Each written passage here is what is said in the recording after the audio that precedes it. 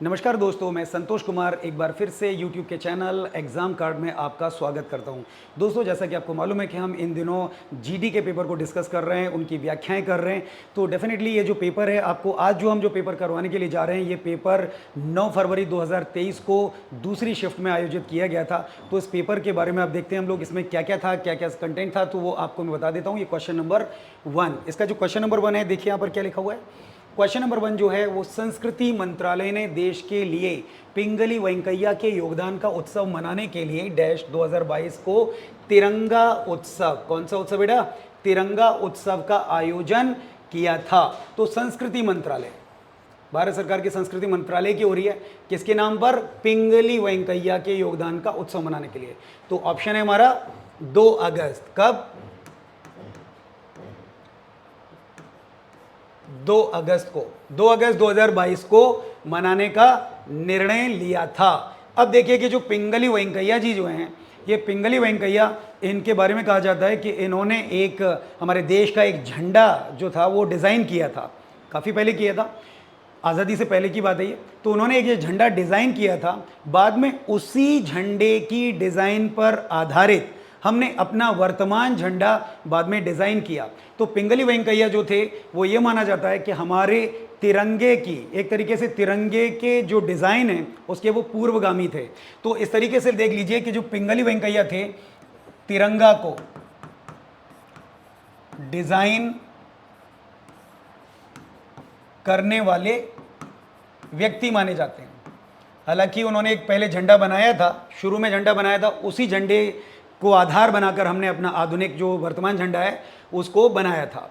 2 अगस्त के दिन हमने क्या किया कि योगदान उत्सव मनाने को, पिंगली वेंकैया के योगदान का उत्सव मनाने के लिए 2 अगस्त 2022 को तिरंगा, हर वर्ष हम लोग 2 अगस्त को हम तिरंगा उत्सव जो है वो मनाएंगे। और जो हमारे गृहमंत्री हैं, हमारे जो गृहमंत्री हैं अमित शाह जी, है ना, इन्होंने डाक टिकट जारी किया है, इन्होंने डाक टिकट जारी किया है, किस पे जारी किया, पिंगली वेंकैया के ऊपर। तो ये जो है हमारा ऑप्शन है पहले का वो दूसरा, यानी कि 2 अगस्त है, यानी पहला वाला। अगला देखिए अब प्रश्न नंबर 2, प्रश्न नंबर 2 देखिए, प्रश्न नंबर 2 देखिए यहां पर, प्रश्न नंबर 2 है, भारतीय संविधान का कौन सा अनुच्छेद राष्ट्रपति और उपराष्ट्रपति के निर्वाचन से संबंधित या संसक्त विषय से संबंधित है। तो वो है आपका कौन सा, 71। तो जो 71 है वो ये जो एक तरीके 71, तो 71 के तौर पे हम लोग देखते हैं कि भारतीय संविधान का कौन सा अनुच्छेद राष्ट्रपति और उपराष्ट्रपति के निर्वाचन से संबंधित है। तो यहां पर हम लोग देखते हैं कि 71 में देखिए क्या चीज है। तो इसमें यह है कि राष्ट्रपति और उपराष्ट्रपति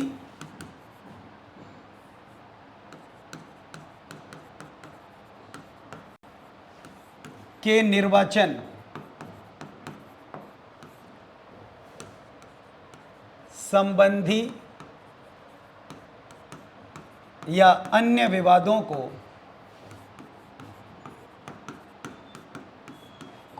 सुलझाया जाएगा।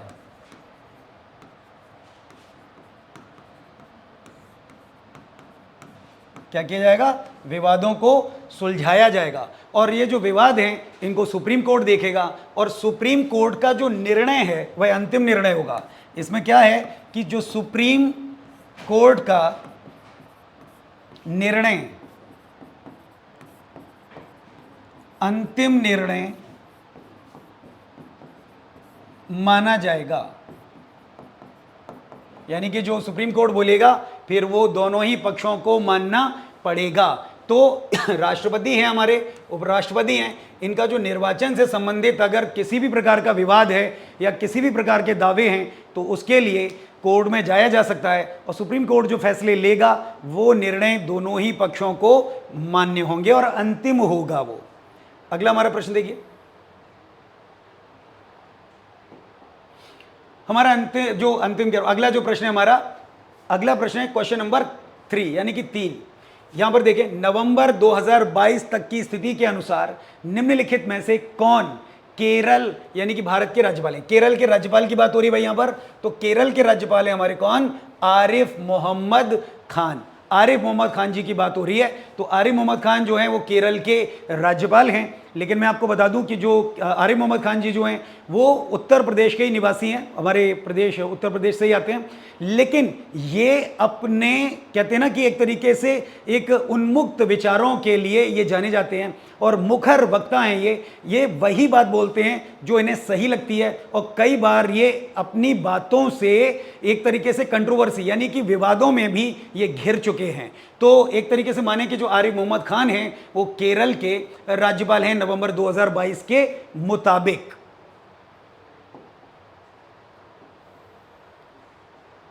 ठीक है, अब हम लोग देखते हैं हमारा अगला प्रश्न है, exports in excess of imports result in trade dash. तो वो क्या बोला जाता है?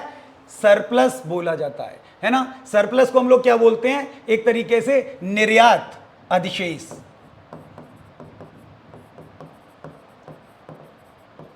निर्यात अधिशेष जो है, अगर हम इसकी बात करें तो निर्यात एक्सपोर्ट एक्सेस। अब अगर हम लोग ज्यादा मात्रा में निर्यात करें, कम मात्रा में आयात करें, तो क्या होगा? फिर वो सरप्लस माना जाएगा। क्या बोला जाएगा? निर्यात अधिशेष माना जाएगा, यानी कि सरप्लस माना जाएगा। ऐसा काम कौन करता था? अंग्रेज करते थे।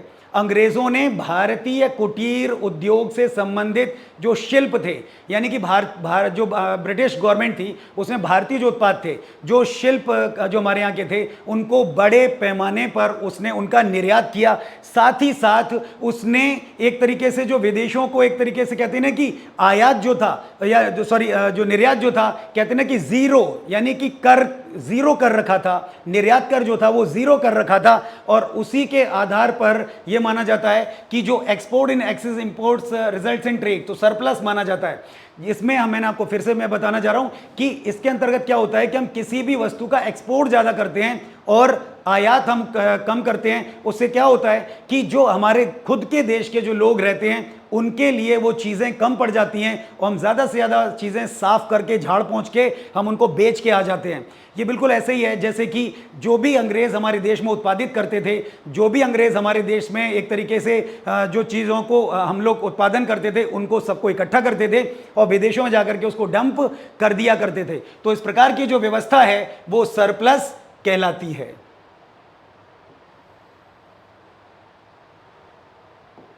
अगला हमारा देखिए प्रश्न नंबर 5, 2022 के राष्ट्रपति चुनाव में द्रौपदी मुर्मू की प्रतिद्वंदी जो थे वो कौन थे? तो द्रौपदी मुर्मू के अगर प्रतिद्वंदी कहें तो वो यशवंत सिन्हा थे। कौन थे?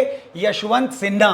द्रौपदी मुर्मू ने यशवंत सिन्हा को 64% मतों से हराया था। कितने मतों से? 64% मतों से हराया था।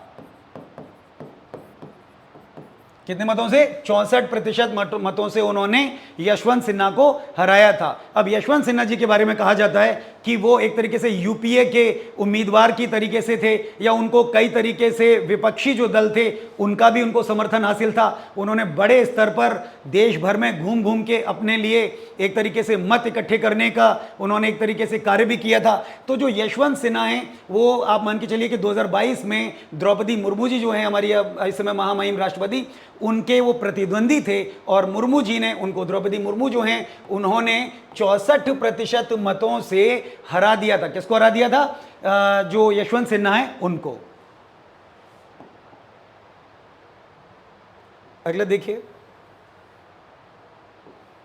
क्वेश्चन नंबर 6, प्रश्न नंबर 6, निम्नलिखित में से कौन सी ट्रॉफी महिला बैडमिंटन से संबंधित है?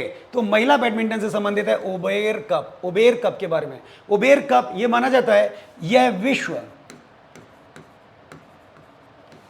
महिला बैडमिंटन चैंपियनशिप का सबसे प्रतिष्ठित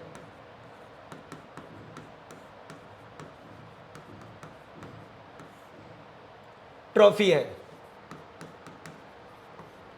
तो ये काफी प्रतिष्ठित ट्रॉफी है और इसके अंदर माना जाता है कि विश्व की तमाम प्रतिष्ठित महिला जो टीमें हैं, बैडमिंटन के लिए जो महिला टीमें हैं, वो ही इसमें भागीदार होती हैं या वो ही इसमें भागीदारी निभाती हैं। तो जो उबेर कप है उसके बारे में कहा जाता है कि वो महिला यानी कि महिला बैडमिंटन से संबंधित है। जो महिला बैडमिंटन है उससे संबंधित है कौन सा? Uber cup. अगला हम लोग देखते हैं question number 7। What best defines the prokaryotic cells? Number 1 single chromosomes, second है मेम्ब्रेन बाउंड सेल और द ऑर्गेनेल्स एब्सेंट। अब यहां पर देखिए कि प्रोकैरियोटिक के बारे में पूछा है। तो प्रोकैरियोटिक के बारे में हम लोग जानते हैं कि ऐसे एक तरीके से ऐसे सेल हैं जो सिंगल सेल जीवों को पैदा करते हैं, यानी कि ऐसी कोशिकाएं जो सिंगल सेल जीवों को पैदा करते हैं, उत्पन्न करते हैं, जैसे कि हमारे बैक्टीरिया हैं, है ना। तो ये सिंगल सेल होते हैं और इनके अंदर माना जाता है कि जो मेम्ब्रेन है, मेम्ब्रेन बाउंड जो सेल होते हैं वो अनुपस्थित होते हैं। तो हमारा जो यहां पर उत्तर है बोथ 1 और 2, यानी कि जो पहला भी सही है और दूसरा भी यहां पर सही है। बाकी के जो ऑप्शन है वो हमारे यहां पर गलत हैं। तो इस प्रकार से जो प्रोकैरियोटिक के बारे में जो बात बताई जा रही है वो पहला और दूसरा दोनों ही यहां पर सही माने गए हैं। अगला है प्रश्न नंबर 8। प्रश्न नंबर 8 देखिए, प्रश्न नंबर 8, माता पिता या अभिभावक, माता पिता या अभिभावक द्वारा अपने बच्चे, अपने प्रतिपाल्य यानी अगर गोद लिया हुआ बच्चा उसको भी को शिक्षा के अवसर, किसके अवसर? शिक्षा के अवसर प्रदान करना, इस कर्तव्य को किस संविधान संशोधन अधिनियम द्वारा मौलिक कर्तव्यों में शामिल किया गया है? तो भैया देखिए किसके द्वारा किया गया? 86वें संविधान संशोधन के माध्यम से। जो हमारा 86वां संविधान संशोधन है उसके माध्यम से हम देखते हैं कि इनको शामिल किया गया है। अब देखिए 86वें संविधान संशोधन में हुआ क्या था? हमने 21 में हमने क्या जोड़ दिया? 21A जोड़ दिया। क्या जोड़ दिया? अनुच्छेद 21A जोड़ दिया। तो आप देखिए अनुच्छेद 21A हमारा क्या कहता है? अनुच्छेद 21A ये कहता है कि भारत की सरकार या राज्य की सरकार जो भी है, ये सभी सरकारें 6 साल से 14 साल तक के जो बच्चे हैं उन्हें निःशुल्क शिक्षा प्रदान करने के लिए बाध्य है। यानी हर संभव वो प्रयास करेंगे कि ऐसे बच्चों को निःशुल्क शिक्षा उपलब्ध करवाई जाए। और माता पिता से भी ये बात रखी गई है कि माता या पिता या अभिभावक या उनका कोई गोद लिया हुआ अगर कोई बच्चा है तो उसको आप स्कूल भेजें, क्योंकि सरकार उनको निःशुल्क पढ़ाएगी 6 से 14 साल के बच्चों को। तो ये बहाने ना बनाएं कि हम पैसे कहाँ से लाएंगे, किताबें कहाँ से खरीदेंगे, यूनिफॉर्म कहाँ से ली जाएगी, बाकी के जो खर्चे हैं वो कैसे पूरे होंगे, अगर बच्चा पढ़ने के लिए चला जाएगा तो कमाई कैसे होगी। हम तो ये सोच के बैठे थे जितने हाथ उतनी ज़्यादा कमाई। तो ऐसे में सरकार इस चीज़ को लेके बहुत आगे आ रही है और ये कोशिश कर रही है सरकार कि कैसे भी करके जो बच्चे हैं वो अशिक्षित ना रहें, अनपढ़ ना रहें, हर बच्चे को शिक्षा का अधिकार मिल सके, शिक्षा को एक तरीके से वो अंगीकार कर सके। तभी तो कहते हैं ना कि जब पढ़ेगा भारत तभी बढ़ेगा भारत, तो पढ़ेगा भारत तो बढ़ेगा भारत। यही एक जो नीति है वो इसके अंतर्गत है कि माता पिता या अभिभावक किसी भी बच्चे को, यानी कि उनका खुद का बच्चा है या जैसे उन्होंने गोद लिया है वो बच्चा, वो भी अपना ही बच्चा है, तो ऐसे बच्चों को वो शिक्षा के हर संभव अवसर प्रदान करेंगे। और ये कर्तव्य किसमें जोड़ा गया है? मौलिक कर्तव्यों में बेटा जोड़ दिया गया है। अगला हमारा प्रश्न देखिए, प्रश्न नंबर 9। निम्नलिखित में से कौन सा भारतीय राज्य बांग्लादेश और म्यांमार दोनों के साथ सीमा साझा करता है? तो कौन सा ये जो है बांग्लादेश के साथ, म्यांमार के साथ क्या कर रहा है? सीमा साझा कर रहा है। तो सीमा साझा करने वाला अगर हम देखें तो वो है हमारा मिजोरम। मिजोरम की अगर देखें म्यांमार के साथ 510, कितना? 510। किसके साथ? म्यांमार के साथ 510 किलोमीटर। म्यांमार के साथ इसकी सीमा कितनी लगती है? 510 किलोमीटर की। तो 510 किलोमीटर की जो सीमा है वो म्यांमार के साथ लग रही है, किसकी? मिजोरम की लग रही है। वहीं पर अगर हम लोग बांग्लादेश की देखें, किसकी? बांग्लादेश देश। बांग्लादेश की अगर हम बात करें तो बांग्लादेश भैया 318 किलोमीटर, कितनी 318 किलोमीटर की जो हमारी सीमा है वो किससे मिल रही है, बांग्लादेश के साथ मिल रही है। तो इस तरीके से म्यांमार के साथ 510 किलोमीटर और बांग्लादेश के साथ 310 किलोमीटर की जो सीमा है किसकी, मिजोरम की, वो अटैच है, यानी कि वो सीमा साझा करते हैं। तो इस प्रकार से अगर ये तौर देखें तो भारतीय राज्य बांग्लादेश और म्यांमार दोनों के साथ जो सीमा साझा करता है वो राज्य मिजोरम है। अगला देखिए,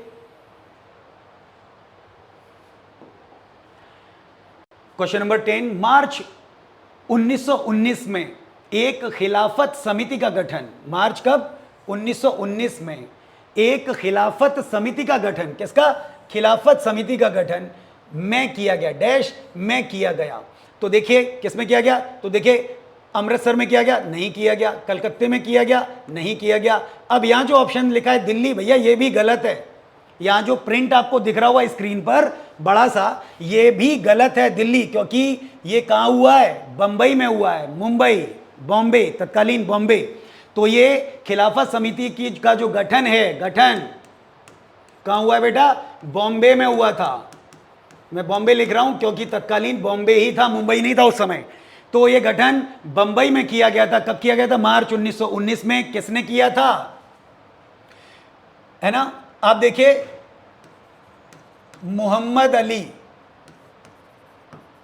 और शौकत अली, मोहम्मद अली और शौकत अली ने किया था। किसने किया था, मोहम्मद अली और शौकत अली। इन दोनों को क्या कहते थे, अली बंधु। क्या कहते थे बेटा, अली बंधु। इन अली बंधुओं ने बॉम्बे के अंदर मार्च 1919 में एक खिलाफत समिति का गठन किया था। पहली बात तो ये खिलाफत, भैया ये खिलाफत नहीं है, खलवत है। और ये क्यों हुआ, कैसे हुआ, तो आप ये देखिए कि जो तुर्की के खलीफा थे उनके फेवर में उनको वहां से पद से हटाया गया था। उस पद से हटाने को लेकर के ब्रिटिश सरकार के साथ यहां के मुस्लिम बंधुओं का कुछ राग अनुराग चल रहा था, आपस में उनके मनमुटाव चल रहे थे। तो लिहाजा इस चीज को लेके, तुर्की के मैटर को लेके भारत में प्रॉब्लम क्रिएट हो रही है। और वो क्या कर रहे हैं कि खिलाफत समिति की गठन कर रहे हैं, क्योंकि ऐसा कर कैसे दिया ब्रिटेन ने कि तुर्की के खलीफा की उन्होंने खिलाफत खत्म कर दी, ये हो कैसे गया। तो इस चीज को दूर करने के लिए उन्होंने खिलाफत समिति का गठन किया। ये गठन खिलाफत समिति, आपको क्या लग रहा है, खिलाफत का मतलब यहां पर आपको क्या लग रहा है, आपको पता क्या लग रहा होगा, ये अगेंस्ट होंगे किसके, ब्रिटिशर्स के, है ना, भारत सरकार के, जो भारत सरकार ब्रिटिश जो तत्कालीन है उसके खिलाफ होंगे, क्रांतिकारियों के फेवर में होंगे, कांग्रेसियों के फेवर में होंगे, गांधी जी के फेवर में होंगे। भैया ऐसा कुछ नहीं था, ये सिर्फ और सिर्फ किसके फेवर में काम कर रहे थे, तुर्की के खलीफा के फेवर में काम कर रहे थे। और इसके लिए बॉम्बे के अंदर अली बंधुओं ने, मोहम्मद अली और शौकत अली जो बंधु थे ये दोनों, इन्होंने इसका गठन किया था। और गांधी जी से कहा था, क्योंकि गांधी जी उस समय लाइमलाइट में थे, गांधी जी क्योंकि लाइमलाइट में थे, लिहाजा उन्होंने फिर यही गांधी जी को पकड़ा कि भाई गांधी जी आप हमारे आंदोलन को आगे बढ़ाओ, और जब कोई आप आंदोलन करेंगे तो हम भी उसमें भागीदारी निभाएंगे। और गांधी जी को ये योजना बड़ी जच गई। गांधी जी ने कहा ठीक है, बहुत बढ़िया बात है, और हम इस चीज़ को आगे बढ़ाएंगे, और हिंदू मुस्लिम एकता जिंदाबाद। तो ऐसे करके उन्होंने इस चीज़ का बीड़ा उठाया कि क्यों ना हम भी इस चीज़ में भागीदारी निभाएं, और जो आज़ादी की लड़ाई हम लड़ रहे हैं उसमें हिंदू मुस्लिम सारे मतभेदों को भुला करके एक प्लेटफॉर्म पे आ जाएं, एक मंच पर आ जाएं। तो एक मंच पर लाने के लिए महात्मा गांधी ने क्या किया कि इसकी अध्यक्षता की। किसकी अध्यक्षता की, खलवत आंदोलन, जैसे आप लोग खिलाफत कहते हैं, खलवत यानी खलवत मतलब कैलिफ, कैलिफ माने खलीफा, खलीफा के फेवर में। तो अध्यक्षता किसने की, महात्मा गांधी ने, महात्मा गांधी ने इसकी क्या की थी, अध्यक्षता की थी। किसकी, खिलाफत समिति की, खिलाफत जो समिति थी उसकी अध्यक्षता की थी। बाद में यह आंदोलन ज़्यादा नहीं चल पाया, फाइनली मुस्लिम जो कम्युनिटी थी उन्होंने हाथ पांव खींच लिए, लेकिन गांधी जी की उन्होंने कोई आगे मदद नहीं की। तो गांधी जी के हाथ फिर से खाली थे। तो यहां जो ऑप्शन आप देख रहे हैं दिल्ली, ये गलत है। इसका सही ऑप्शन क्या है, बॉम्बे है। आप देखिए question number 11, dash is an example of plastic money. तो is an example of plastic money, भाई प्लास्टिक मनी का एग्जाम्पल कौन सा है भाई, क्रेडिट कार्ड, चाहे क्रेडिट कार्ड कह लो, डेबिट कार्ड कह लो, वीज़ा कार्ड कह लो, कुछ भी कह लो, ये जो क्रेडिट कार्ड्स हैं ये प्लास्टिक मनी बोले जाते हैं। हार्ड कैश तो अपना कैश हो गया, है ना, लीगल टेंडर जो भी हम आपस में डीलिंग करते हैं। कॉइन्स की अगर हम बात करें तो सिक्के हो गए, ये कोई भी प्लास्टिक मनी के अंतर्गत नहीं आते हैं, ये प्लास्टिक मनी के अंतर्गत नहीं आते हैं। प्लास्टिक मनी के अंदर जो आता है वो है क्रेडिट कार्ड। हम क्रेडिट कार्ड के बारे में क्या जानते हैं? हम क्रेडिट कार्ड के बारे में भाई ये जानते हैं कि जब हम क्रेडिट कार्ड को यूज करते हैं तो आपका जो आपने जो शॉपिंग की है वो पैसा आपके क्रेडिट से डिडक्ट होता है, वो पैसा आपके क्रेडिट से डिडक्ट होता है, ना कि वो आपके खाते से। वो आपके खाते से नहीं कटता है, वो आपके क्रेडिट से माइनस होता है। ऐसे में किसी भी तरीके की फॉर्जरी, किसी भी तरीके की धोखाधड़ी की गुंजाइश थोड़ी कम हो जाती है। हालांकि आजकल तो वो कहीं भी सेंध लगा देते हैं, तो इससे बचने के लिए अच्छा होगा कि हम क्रेडिट कार्ड जैसी चीज़ों का प्रयोग हम लोग आगे करें। आगे हमारा जो क्वेश्चन है, क्वेश्चन नंबर 12। क्वेश्चन नंबर 12, नृत्य नाटक गवरी भारत के निम्नलिखित में से किस राज्य में प्रमुख रूप से अभिनीत किया जाता है? तो नृत्य नाटक गवरी तो भैया कहां किया जाता है? राजस्थान में। ये राजस्थान में किया जाता है गवरी। अब देखिए कि जो राजस्थान के अंदर हो रहा है, आखिर ये जो गवरी है वो हम लोग देखते हैं किसके लिए है? वो शिव और शक्ति, शिव और शक्ति की आराधना के लिए, शिव शक्ति की आराधना के लिए किया जाता है। क्या किया जाता है? ये नृत्य किया जाता है। और इस नृत्य को अधिकतर हम लोग देखते हैं कि जो हमारा जो मेवाड़ का जो रीजन है ना, जो मेवाड़ का जो क्षेत्र है, मेवाड़ और बांगड़, मेवाड़ और जो बांगड़ का जो क्षेत्र है वहां पर ये जो गवरी नृत्य है या जो गवरी है, ये नृत्य नाटिका ये परफॉर्म किया जाता है। ये जो क्षेत्र है, जो रीजन है, कौन सा? मेवाड़ और बांगड़ में किया जाता है। और ये माना जाता है कि ये एक ही स्थान पर नहीं किया जाता है। ये जो आदिवासी करते हैं, वो इस नृत्य को जो आदिवासी जो करते हैं उनका नाम है भील, यानी कि जो भील आदिवासी हैं वो ये नृत्य करते हैं और अपने दूर दराज रिश्तेदारों तक के यहाँ जाते हैं और इस तरीके की जो नृत्य नाटिकाएं हैं वो वहां परफॉर्म करके आते हैं। हमारा अगला प्रश्न है, the chemical name of blue vitriol is, है ना। अब सबसे पहली बात आ गई, ये क्या है? विट्रियोल क्या है? तो विट्रियोल, देखिए विट्रियोल को हम लोग हिंदी में क्या बोलते हैं? हम लोग हिंदी में बोलते हैं नीला थोथा। क्या बोलते हैं बेटा? नीला थोथा। नीला थोथा यानी कि कॉपर सल्फेट। कॉपर सल्फेट यानी कि जो इसका रासायनिक नाम है वो क्या है? रासायनिक नाम, रासायनिक नाम क्या है बेटा? Copper sulphate. जो कॉपर सल्फेट है वो नीले थोथे का रासायनिक नाम है। इसके बारे में कहा जाता है कि ये कवकनाशी है। क्या है बेटा? ये कवकनाशी है। कवकनाशी है और कीटनाशक है। कीटनाशक है ना, तो कवकनाशी है, कीटनाशक भी है ये। तो इसके बारे में माना जाता है कि जो केमिकल है ये काफी हद तक एक तरीके से जहर की तरीके से माना जाता है। मध्यम जहर बोला जाता है इसको, मध्यम विष भी इसको कहा जाता है एक तरीके से। तो आप लोगों ने देखा हो नीला थोथा, हम लोग जब पहले पुराने टाइम पे लेई में नीला थोथा मिलाते थे। क्यों मिलाते थे? ये रंग में भी क्रिस्टल नीले रंग का होता है और इसलिए मिलाया जाता था ताकि कॉपी किताबों में कीड़े मकोड़े ना लगाएं, क्योंकि हम लेई आटे से बनाया करते थे और आटे में उस वक्त क्या मिलाया जाता था? नीला थोथा मिलाया जाता था, ताकि किताबों में किसी भी तरीके के कीड़े मकोड़े जो है अपना घर ना बना लें या दीमक इसको खा ना जाए। तो इसलिए जो केमिकल नेम है ब्लू विट्रोल का वो नीला थोथा है और कॉपर सल्फेट जो है इसका रासायनिक नाम है। हमारा अगला प्रश्न देखिए, प्रश्न नंबर 14, निम्न में से किसे लोक और जनजातीय नृत्य में उनके योगदान के लिए संगीत नाटक अकादमी पुरस्कार और मध्य प्रदेश द्वारा सरकार द्वारा तुलसी सम्मान से सम्मानित किया गया? भैया पूछा गया है लोक जनजाति और योगदान पूछा गया है, संगीत नाटक अकादमी मिल गया है और देखिए तुलसी सम्मान भी इनको मिल गया है। तो अब यहां पर बात कर दें, पहला क्या है यहां पर? संगीत नाटक अकादमी।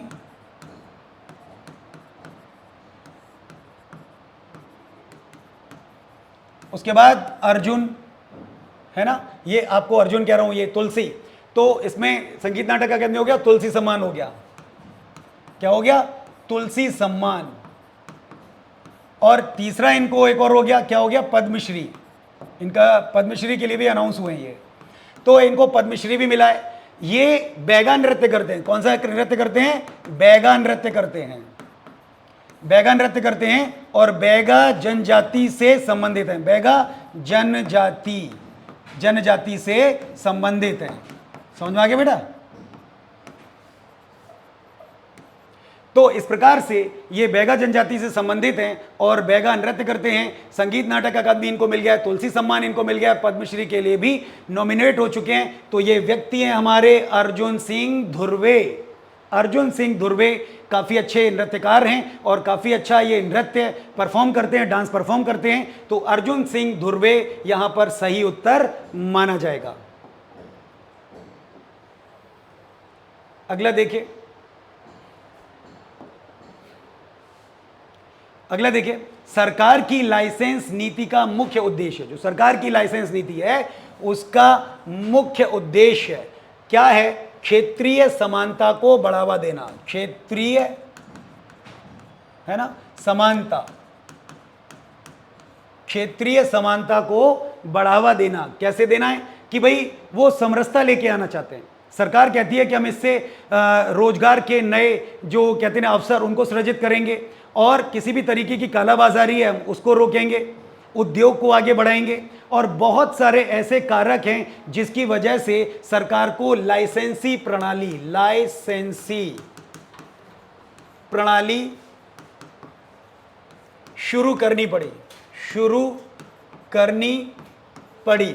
यानी उनको लाइसेंसिंग प्रणाली शुरू करनी पड़ी। अभी देखिए जो लाइसेंस क्यों देना पड़ता है, तो लाइसेंस की बात हुई कि लाइसेंसिंग प्रणाली के अंतर्गत हमने ये देखा कि जो भारत के अंदर इस प्रणाली के तहत देखें कि सरकार की लाइसेंस नीति का जो एक तरीके से इसकी अच्छाइयाँ भी थी तो इसकी कुछ बुराइयाँ भी थी। इसमें क्या था कि यदि कोई व्यापारी या कोई व्यक्ति कोई अपना धंधा शुरू करना चाहता है, काम शुरू करना चाहता है, व्यापार शुरू करना चाहता है, तो उसे उस व्यापार को शुरू करने के लिए भारत सरकार से या प्रदेश सरकार से अनुमति लेनी पड़ती थी, एनओसी लेनी पड़ती थी और उस अनुमति के बाद ही वो अपना व्यापार शुरू कर सकता था। अब इसमें अनुमति मिलने में लंबा समय लग जाता था, अधिकारी मनमानी करने लग जाते थे, रिश्वतखोरी चालू हो गई थी, है ना, जगह जगह पर घूसखोरी होने लगी थी, धमकियां दी जाती थी, फाइलें रोक दी जाएंगी, फाइलें तब निकलेंगी जब आप कुछ दक्षिणा चढ़ावा चढ़ा देंगे। तो ऐसी जो कुछ इसके दुष्परिणाम भी थे लाइसेंसिंग प्रणाली के। तो इसमें हम लोग देखें तो सरकार की जो लाइसेंसिंग नीति का जो मुख्य उद्देश्य था वो क्षेत्रीय समानता के लिए था। तो क्षेत्रीय समानता के लिए इसको शुरू किया गया था। अगला प्रश्न, प्रश्न नंबर 16, निम्नलिखित में से किस मौर्य शासक ने बौद्ध धर्म के प्रचार प्रसार का बीड़ा उठाया था? तो यहां पर देखिए किस मौर्य शासक ने बौद्ध धर्म के प्रचार प्रसार का बीड़ा उठाया था? तो नो डाउट वो हैं धरती का वीर योद्धा सम्राट अशोक मौर्य।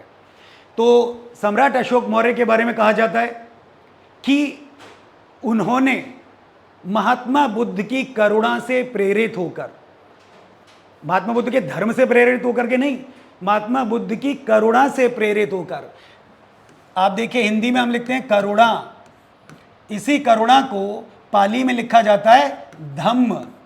समझ में आ गया? करुणा किस में हो गया? हिंदी में। पाली में हो गया धम्म और आर्मेइक भाषा में हो गया क्या? यूसेबेइया। आप देखिए यूसेबेइया। तो निम्नलिखित में से किस मौर्य शासक ने बौद्ध धम्म के प्रचार प्रसार का बीड़ा उठाया? तो धम्म मतलब पाली में जो धम्म है, हिंदी में वही करुणा है। हिंदी में जो करुणा है वही आर्मेइक में यूसेबेइया है। तो सम्राट अशोक ने बुद्ध के धर्म को नहीं अपनाया था, बुद्ध की करुणा को अपनाया था। तो महात्मा बुद्ध की जो करुणा थी उसको फैलाने का जो जिम्मा था वो सम्राट अशोक ने धारण किया था और जन जन तक इसको पहुंचाने का कार्य किया था। स्तंभ गड़वाए, अभिलेख लिखवाए। सपोज करिए कि अगर स्तंभ ना होते, अभिलेख ना होते, कोई हमारे पास लिखित सामग्री ना होती, तो शायद जैसे हम लोग अभी अंधे में बैठे हुए थे कि भाई अंधेरे के अंदर कि इस नाम का कोई सम्राट ही नहीं था, या अगर होता भी तो हम उसको किसी और धर्म से जोड़ देते, उनके प्रतीक चिन्ह बता देते। तो जो सम्राट अशोक थे उन्होंने इतना पुख्ता काम किया है कि हर जगह पर लिखवाया इयम धम्म, यानी यही धम्म है, यही धम्म है। और दूसरी सबसे बड़ी बात यह कि उन्होंने हर जगह पर यह बताया कि यह किससे संबंधित है। हम जो लेख लिखवा रहे हैं किससे संबंधित है, क्या इससे इसका संबंध किस व्यक्ति से है, उन सब चीजों के बारे में सम्राट अशोक ने बाकायदा अपने हर अभिलेख, हर चीज पर उन्होंने उस पर व्याख्या की है। अगला देखिए क्वेश्चन नंबर 17। क्वेश्चन नंबर 17, खातों में कोई न्यूनतम शेष राशि बनाए रखने की कोई आवश्यकता नहीं है। तो खातों में आपके पास जो भी अगर बैंक खाते हैं तो कोई न्यूनतम राशि की जरूरत नहीं है। किसमें नहीं है? प्रधानमंत्री जनधन योजना। प्रधानमंत्री जनधन योजना के तहत जो भी खाते खोले गए, जो भी खाते हैं हमारे पास, उन खातों में किसी भी तरीके से उन खातों को बंद नहीं किया जाएगा, वो जीरो बैलेंस पर ही चलते रहेंगे। तो इस प्रकार से जो भी प्रधानमंत्री जनधन योजना के तहत जो खाते खोले गए हैं, ये खाते बहुत ही विशेष खाते हैं। इन खातों की विशेषता ये है कि जो भी आपके पास ये आपके जो पासबुक पड़ी हुई है, ये पासबुक कोई सामान्य पासबुक नहीं है। जब हम जीरो खाता किसी सामान्य स्तर से सामान्य बैंक में खुलवाते हैं, सामान्य तरीके से जीरो बैलेंस वाला अगर हम अकाउंट खुलवाते हैं जो किसी भी तरीके से प्रधानमंत्री जनधन योजना के तहत नहीं आता है, तो ऐसे में वो उस जो हमारी जो पासबुक है या हमारा जो खाता है वो हमें कोई लोन सुविधा उपलब्ध नहीं, सॉरी लोन नहीं, आपका बीमा सुविधा उपलब्ध नहीं कराता, माफी चाहूंगा, बीमा सुविधा उपलब्ध नहीं कराता है। लेकिन जो प्रधानमंत्री जनधन योजना के तहत जो खोले गए खाते हैं, ये 1 लाख रुपए का बीमा सुनिश्चित करते हैं। यानी कि जो आपके पास ये जो पासबुक पड़ी हुई है, ये मैं आपको बता दूं कि इसके माध्यम से आपका 1 लाख रुपए का बीमा ऑलरेडी हो चुका है। तो इस तरीके से आप देखें कि ये जो योजना है ये बड़ी ही कल्याणकारी योजना है, गरीबों के लिए बनाई गई है। अगर कोई हादसा हो जाता है, अगर कोई दिक्कत हो जाती है, तो एटलीस्ट जो उस समय इस योजना के तहत, जनधन योजना के तहत, उन्हें कुछ धनराशि अपने कहते हैं ना कि अपने को मजबूत बनाने के लिए या अपने को सक्षम बनाने के लिए सरकार अवश्य देगी। अगला देखिए प्रश्न नंबर 18, वह पथ जो प्रशांत महासागर के साथ साथ लगकर है, जहां सक्रिय ज्वालामुखी पाए जाते हैं और वहां बार बार भूकंप आते रहते हैं, उसे क्या नाम दिया गया है? तो ज्वालाव्रत, रिंग ऑफ फायर। अब देखिए नाम जरूर है रिंग ऑफ फायर, लेकिन इसकी जो वास्तविक शेप है, जो वास्तविक इसका आकार है, इसका वास्तविक आकार कैसा है भैया? घोड़े की नाल जैसा, घोड़े की नाल जैसा। यानी कि घोड़े की जो नाल होती है पांव में लगी हुई, ये बिल्कुल इस शेप का है। किस शेप का है? इस शेप का है, जो मैंने आप बना के दिखाया, घोड़े की नाल जैसा। तो ये है इसका। इसमें आप देखिए कि बहुत बड़ा क्षेत्र आता है, लगभग 40,000 किलोमीटर, लगभग 40,000 किलोमीटर के जो आसपास का जो क्षेत्र है, 40,000 स्क्वायर किलोमीटर के जो आसपास का जो क्षेत्र है, वो इसमें शामिल है एक तरीके का। तो यहाँ पर हम लोग देखते हैं कि इंडोनेशिया से होते हुए, न्यूजीलैंड से होते हुए और अमेरिका तक, मैक्सिको तक, ये एक पूरा बहुत बड़ा एक विशाल सर्कल है जो एक तरीके से ज्वालाव्रत या रिंग ऑफ फायर के नाम से जाना जाता है। तो ये घोड़े की नाल जैसे आकार में ये बनाया गया। यहाँ पर ज्वालामुखियों की संख्या भी बहुत अधिक है। Question number 19, Which year among the following did India host the Commonwealth Game? तो प्रश्न है कि किस साल भारत ने कॉमनवेल्थ खेलों का आयोजन किया था या मेजबानी की थी? तो यहां पर होस्ट का मतलब होता है मेजबानी करना। तो मेजबानी उसने की थी 2010 में। कब की थी बेटा? 2010 में। मेजबानी कर रहे हैं वो कब? 2010 में। और पहली बार की है ये। कब की है? पहली बार। इन्होंने पहली बार मेजबानी की है। और इसका जो आयोजन था वो कहां हुआ था? दिल्ली में हुआ था। कहाँ हुआ था? दिल्ली में हुआ था। इसका जो आयोजन था वो दिल्ली में आयोजित किया गया था। आगे देखिए क्वेश्चन नंबर 20, क्वेश्चन नंबर 20, नवंबर 2022 में किस रेलवे स्टेशन को 4 स्टार रेटिंग के साथ ईट राइट स्टेशन प्रमाणन से सम्मानित किया गया है? तो यहां पर देखिए किस रेलवे स्टेशन को, किस रेलवे स्टेशन को, तो यहां पर आप देखें क्वेश्चन देखिए, किस रेलवे स्टेशन को रेटिंग कौन सी मिली है? 4 स्टार रेटिंग है। स्लोगन क्या है? ईट राइट स्टेशन का प्रमाण पत्र दिया गया है, ईट राइट का। अब यहां पर देखते हैं हम लोग कौन है, तो वो भोपाल जंक्शन रेलवे स्टेशन है। कौन है ये? भोपाल जंक्शन रेलवे स्टेशन है। इनका काम क्या था? तो देखिए इनका काम क्या है? साफ, स्वच्छ और पौष्टिक भोजन उपलब्ध कराना।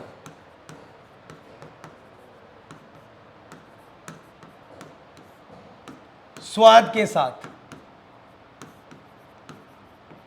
यानी कि इन्होंने हर चीज का ध्यान रखा है। किसने? भोपाल जंक्शन रेलवे स्टेशन ने। बहुत साफ सुथरा खाना पीना सारी चीजें ये लोग उपलब्ध करा रहे हैं। तो भोपाल जंक्शन रेलवे स्टेशन को 4 स्टार रेटिंग, कौन सी बेटा? 4 स्टार रेटिंग, जो 4 स्टार रेटिंग है वो इन्होंने प्रोवाइड करवा रखी है। तो 4 सितारा रेटिंग इनको उपलब्ध कराई गई है। तो यहां पर अब हम लोग देखते हैं जो क्वेश्चन जो आज मैंने आपको इनके आंसर्स बताए। आई होप कि आपको ये चीज़ें समझ में आ गई होंगी। छोटी छोटी व्याख्याएं भी मैंने आपको बता दी, और खासकर जो कुछ नई चीज़ें थी, जैसे कि मैंने भी आपको धम्म के बारे में बताया, धर्म नहीं है वो, तो ये चीज़ें भी आपको मैंने बताई। अब हम आपको यहाँ पर एक किताब है जो अग्रवाल एग्जाम कार्ड की तरफ से इसको आप लोगों के लिए इंट्रोड्यूस किया जा रहा है। तो ये जो किताब है वो जीडी जो कांस्टेबल है उसके लिए इसको तैयार किया गया है। तो यहाँ देखिए इसमें 20 मॉक पेपर्स हैं और 12 सॉल्व्ड पेपर हैं। 2013 से लेकर 23 तक इसमें जो कंटेंट है उसको शामिल किया गया है। 2023 में जिस प्रकार से आप हमारे YouTube चैनल पर जो हमारा एग्ज़ाम कार्ड है लाइव, उस चैनल पर जो आप सामग्रियां देख रहे हैं, या आप PDF फॉर्म में आपने कहीं से भी अगर आपने डाउनलोड किया है, अगर आप PDF फॉर्म में भी अगर इन व्याख्याओं को आप समझ नहीं पा रहे हैं, तो ये किताब आपके लिए कारगर साबित होने वाली है। तो जल्दी जाकर के आप इस किताब को ज़रूर खरीद लें। हर जो प्रश्न है इस किताब का जो हर प्रश्न है उसको QR कोड दिया गया है, वो भी पहली बार आप उसको स्कैन करिए। स्कैन करने के बाद आप इसकी सही व्याख्या को पढ़ सकते हैं और जान सकते हैं। तो जल्दी करिए, ये किताब आपका वेट कर रही है। तो यहीं पर मैं अपनी बात को खत्म करता हूं। Thank you.